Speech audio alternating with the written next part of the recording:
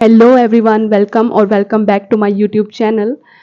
आज की वीडियो का टाइटल है how I crack UGC NET so earlier से मेरा मतलब है मैंने अपने मास्टर्स के सेकंड सेमेस्टर में यूजीसी नेट का एग्ज़ाम दिया था और उसको क्रैक किया था। यानी कि मैंने मास्टर्स में जब एडमिशन लिया तो my aim is to qualify UGC NET. मैंने उसके लिए प्रिपरेशन की। मेरी क्या प्रिपरेशन स्ट्रेटजीज थी, क्या मेरा पाथ था, क्या मुझे चैलेंजेस फेस हुए इस एग्ज़ाम को क्लियर करने में, वो मैं आज की वीडियो में शेयर करूंगी। और उस एग्ज़ाम से क्या मुझे फ़ायदा हुआ, क्या मुझे जॉब मिली नहीं मिली, वो सब चीज़ें आज की वीडियो में मैं डिस्कस करूंगी और अपनी एक जर्नी आप लोगों के साथ शेयर करूंगी। आई होप आप लोगों को ये वीडियो पसंद आएगी। और अगर आपको इस वीडियो से कुछ हेल्प होती है, आपको कुछ भी जो आपके क्वेश्चंस हैं उनका कोई आंसर मिलता है या आपके कुछ क्वेश्चंस रह जाते हैं तो आप कमेंट सेक्शन में पूछ सकते हैं। उनको मैं कोशिश करूंगी आज की वीडियो में सभी को आंसर करूंगी। तो लेट्स स्टार्ट द वीडियो। सबसे पहले मैं अपने इंट्रोडक्शन देती हूँ। मेरा नाम है मोनिका और मैं हरियाणा से बिलोंग करती हूँ, हरियाणा की जींद सिटी से। और मैं अपनी स्कूलिंग के बारे में बताती हूँ। पहले मैंने अपनी स्कूलिंग कंप्लीट की है एक बहुत छोटे से प्राइवेट स्कूल से, जो अप टू 8th क्लास तक था। मतलब जब मैंने नर्सरी में एडमिशन लिया तो वो स्कूल जो है 8th क्लास तक था। मैंने अपनी नर्सरी टू 8th एक स्कूल से ख़त्म की है, वो हमारे घर के पास था। तो जो लोग ये सोचते हैं कि अगर हम किसी बड़े स्कूल से नहीं पढ़े, अगर हमने किसी अच्छे कॉलेज से अपनी ग्रेजुएशन पोस्ट ग्रेजुएशन नहीं करी तो हम कुछ अचीव नहीं कर सकते या वो चीज़ अचीव नहीं कर सकते जो हम पाना चाहते हैं, जिस एग्ज़ाम को हम क्रैक करना चाहते हैं वो किसी बड़े लेवल पे जाके बड़ी यूनिवर्सिटी से ही क्लियर हो सकता है। ऐसा बिल्कुल भी नहीं है। आज की वीडियो से आपको ये बहुत ज़्यादा क्लियर हो जाने वाले हैं।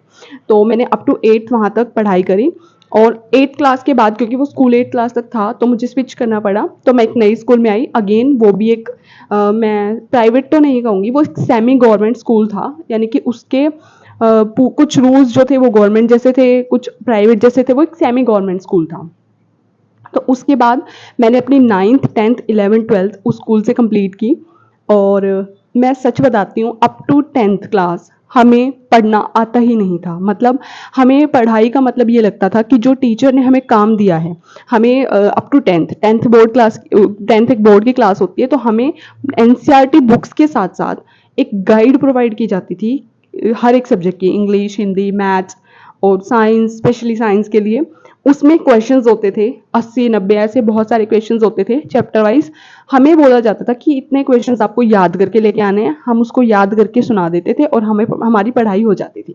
हमें ये लगता था up to 10th class, specially मैं अपनी बात कर रही हूँ, मुझे यही लगता था कि यही पढ़ाई होती है कि अगर मैं अच्छे से याद कर पा रही हूँ, मैं अच्छे से लिख पा रही हूँ तो मैं एक अच्छी स्टूडेंट हूँ। तो अप टू 10th मेरी ऐसे ही बीती। हमारे जो टीचर्स थे वो हमें काम देते थे, हम उसको याद करके सुना देते थे। तो 10th में माई मार्क्स वॉज 87 परसेंटाइल, और वो भी सिर्फ और सिर्फ रट्टाफिकेशन से, क्योंकि हमें पढ़ना ना तो सिखाया गया था ना हमें बताया गया कि आप कॉन्सेप्ट को समझ भी सकते हो। हमें सिर्फ पता था कि आपको क्वेश्चंस मिलेंगे, you have to learn this question and अगले दिन आपसे वो सुन लिया जाएगा, आपका काम हो गया। बट जब मैं 11th क्लास में आई तो मैंने नॉन मेडिकल स्ट्रीम ली। उसमें हमारे पास फिजिक्स, केमिस्ट्री, मैथ्स थे। केमिस्ट्री और फिजिक्स की जो बुक्स थी उनका साइज इतना बड़ा था कि उनको देख के लगा कि ये चीज़ें याद करने से नहीं होगी। तब हमारी जो टीचर था वो चेंज हो गया, हमारा जो सेमी गवर्नमेंट स्कूल का स्टाफ था वो चेंज हो गया। हमारा स्कूल कुछ हद तक पूरा का पूरा ही प्राइवेट बन चुका था उस टाइम तक, और वो कोई एक बहुत बड़ा स्कूल नहीं था। हाँ, बहुत अच्छा था, मैंने वहाँ से बहुत चीज़ें सीखी हैं, बट वो कोई एक अच्छा बहुत महंगा प्राइवेट स्कूल बिल्कुल नहीं था। वहाँ से हमने सीखा। उसके बाद जब मैंने 11th क्लास में बुक्स देखी तो आई रियलाइज़ कि इनसे रट्टा तो मैं नहीं मारा जा सकता। तो मैंने तब कॉन्सेप्ट को समझना सीखा। इन देन उसके बाद हमें कॉन्सेप्ट समझ में आने लगे मुझे कि हाँ, मैथ में ये होता है, फिजिक्स में होता है, केमिस्ट्री में होता है। अब हम सिर्फ याद करके सुनाते नहीं थे, अब हम समझने लग गए, क्योंकि 11th क्लास में थोड़ी मैच्योरिटी आ जाती है। उसके बाद 12th अगेन बोर्ड की क्लास आ गई और हमें फिर से यही प्रेशर था कि अच्छे मार्क्स लेके आने हैं, ये सब। बट तब तक मुझे ये समझ में आ गया था कि जो मैंने 10th में किया है कि सिर्फ पढ़ना है, याद करना है और लिख के आना है, वो नहीं करना।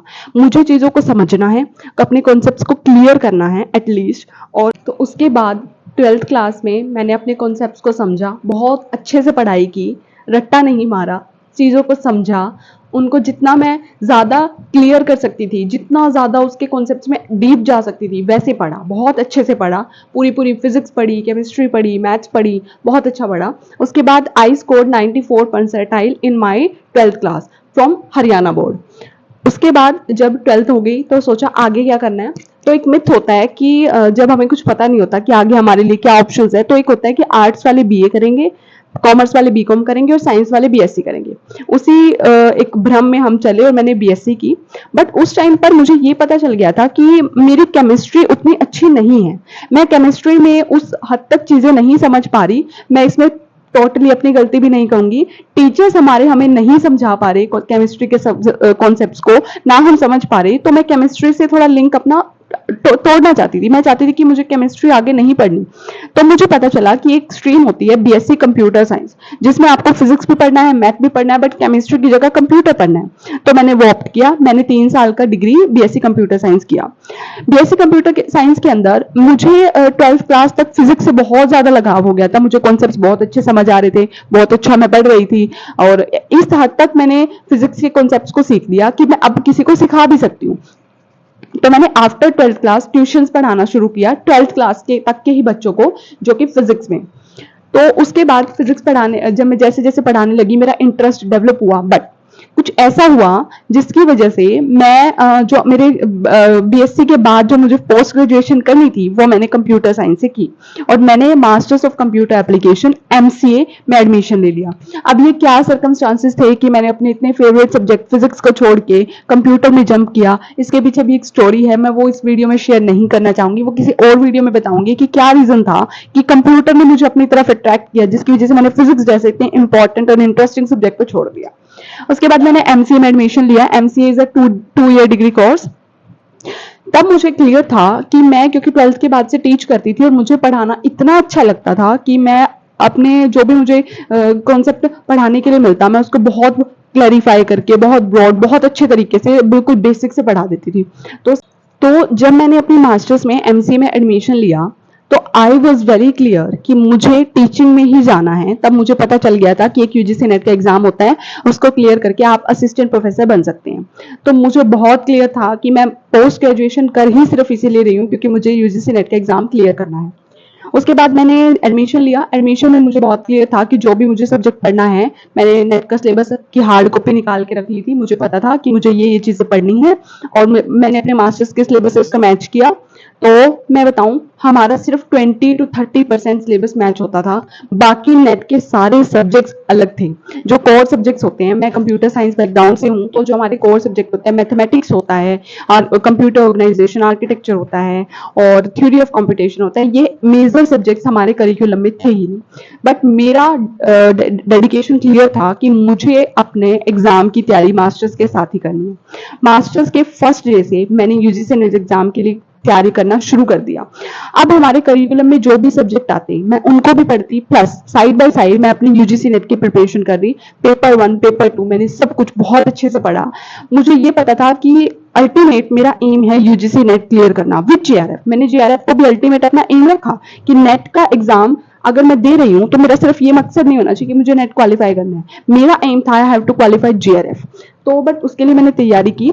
तो जो भी सब्जेक्ट्स आते हैं, मैंने उनको इतना डीप, इतना स्लो, इतने क्लैरिफिकेशन से पढ़ा, नोट्स बनाए, वीडियोस देखी, बुक्स पढ़ी, बहुत कुछ मैंने, मतलब मैं कह सकती हूँ कि मैंने उस टाइम तक मैं पढ़ाई के इतने ज्यादा टच में थी कि मुझे पता था पढ़ाई के सिवा कुछ नहीं है। तो मैंने उस लेवल की preparation from the first year of my master start कर दी थी। अब मैंने अपनी जो पोस्ट ग्रेजुएशन है वो हमारी जींद में ही, मैं जिस मेरे होम टाउन से सीआरएसयू यूनिवर्सिटी है, चौधरी रणबीर सिंह यूनिवर्सिटी, वहां से की है। तो मैं ये नहीं कहूंगी कि पढ़ाई का आपको सब कुछ आपको मिलेगा, कि जिसमें अगर आपने कोर्स में एडमिशन ले लिया तो अब उस कोर्स में जो भी सब्जेक्ट्स हैं उसमें आपको पूरा का पूरा कंटेंट बहुत अच्छे से आपके टीचर्स देंगे, आपको समझाएंगे, आप समझेंगे और एग्जाम देंगे। ऐसा बिल्कुल नहीं है। आपको अपने आप चीजें करनी होंगी। आपको अगर कॉन्सेप्ट्स को समझना है तो दैट इज योर रिस्पॉन्सिबिलिटी, और कोई इसके लिए जिम्मेदार नहीं है।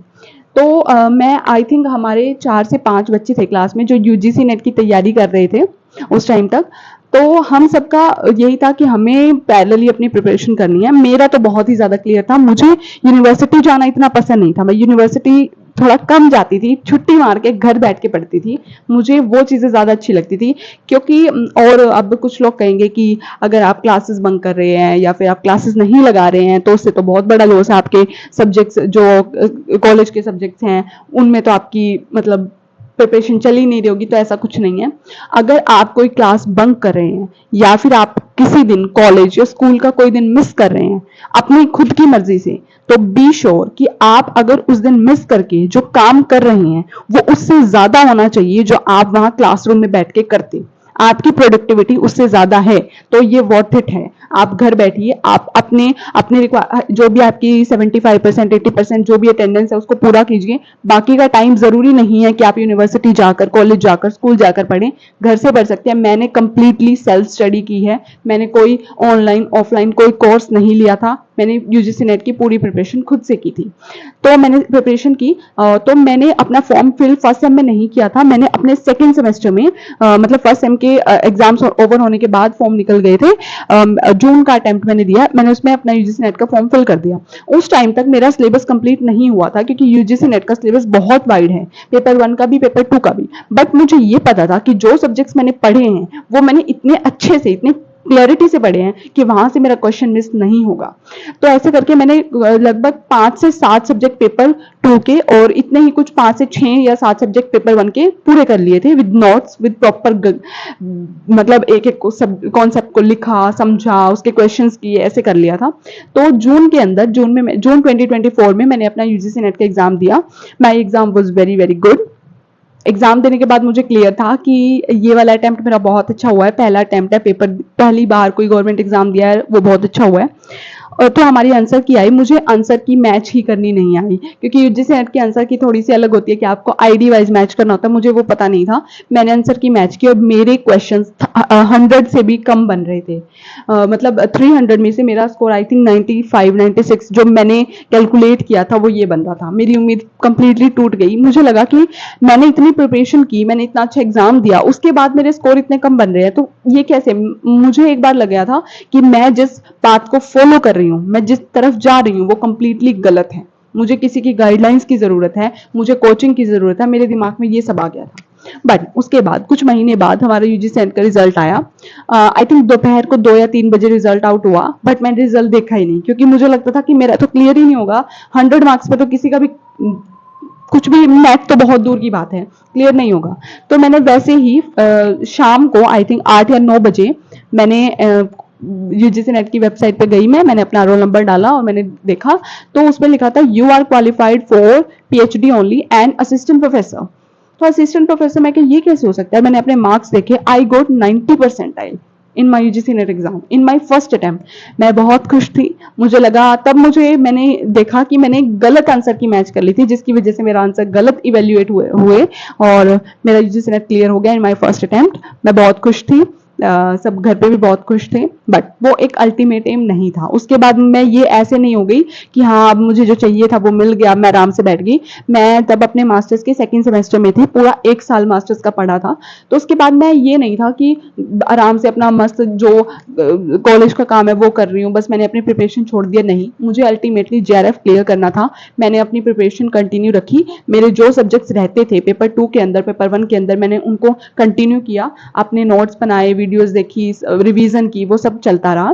तो फिर थर्ड सेमेस्टर में अगेन मैंने यूजीसी नेट का एग्जाम दिया, और क्योंकि हमारे जो थर्ड सेमेस्टर के एग्जाम थे और मेरा यूजीसी नेट का एग्जाम था वो इकट्ठा था, तो मैं उसकी प्रिपरेशन नहीं कर पाई, क्योंकि मैंने बताया हमारा 80% सिलेबस तो बिल्कुल अलग था। तो मैं वो पढ़ती तो मैं वो छूट जाता था मेरा, तो इसलिए मैं वो वाला अटेम्प्ट में क्लियर नहीं कर पाई। उसके बाद फोर्थ सेमेस्टर में भी मैंने एग्जाम दिया और उसका रिजल्ट अभी कुछ दिन पहले ही आउट हुआ है, and I am only able to qualify NET again, but मेरा जीआरएफ अभी भी नहीं हुआ है। लेकिन मैं ये बताना चाहूंगी कि अगर आप प्रिपरेशन पहले दिन से करते हैं, अगर आप मास्टर्स में एडमिशन ले चुके हैं, लेने वाले हैं, और आप यूजीसी नेट की तैयारी करना चाहते हैं, तो डोंट थिंक कि आप अपनी डिग्री कंप्लीट होने के बाद प्रिपरेशन करेंगे। आप पहले दिन से प्रिपरेशन कीजिए। जो आपका मास्टर्स का सिलेबस है, आप उसके साथ पैरेलली अपने यूजीसी नेट के एग्जाम की तैयारी कीजिए। अगर आपके सब्जेक्ट मैच होते हैं तो ये बहुत ही ज्यादा प्लस पॉइंट है। उनको जो आप ग्रेजुएशन में सब्जेक्ट में, पोस्ट ग्रेजुएशन में जो सब्जेक्ट पढ़ रहे हैं, उनकी प्रिपरेशन इस लेवल की कीजिए कि आपको यूजीसी नेट एग्जाम के लेवल की कीजिए, ताकि आपके सेमेस्टर एग्जाम तो अपने आप ही क्लियर हो जाएंगे। क्योंकि सेमेस्टर एग्जाम का जो लेवल होता है किसी भी यूनिवर्सिटी का, वो इतना हाई तो नहीं होता है। तो अगर आप यूजीसी नेट की प्रिपरेशन कर रहे हैं तो सेमेस्टर एग्जाम आपके अपने ऑलरेडी बहुत अच्छे होंगे। मैं अपना पर्सनल एक्सपीरियंस से बता रही हूँ। मैंने जैसे, क्योंकि मैं पूरी क्लास से अलग हटके अपनी यूजीसी नेट की प्रिपरेशन करती थी, मैंने लाइब्रेरी ज्वाइन कर रखी थी, घर बैठ के पढ़ती थी, अलग रह के पढ़ती थी सबसे।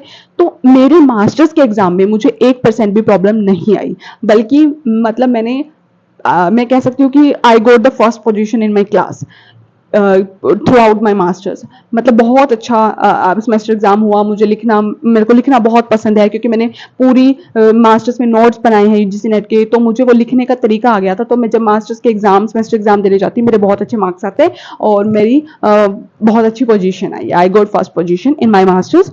ओके, उसके बाद एक चीज मैं बताना चाहूंगी कि मैंने कैसे बैलेंस किया अपनी मास्टर्स की और यूजीसी नेट की प्रिपरेशन। तो इसका आंसर है माइंडसेट।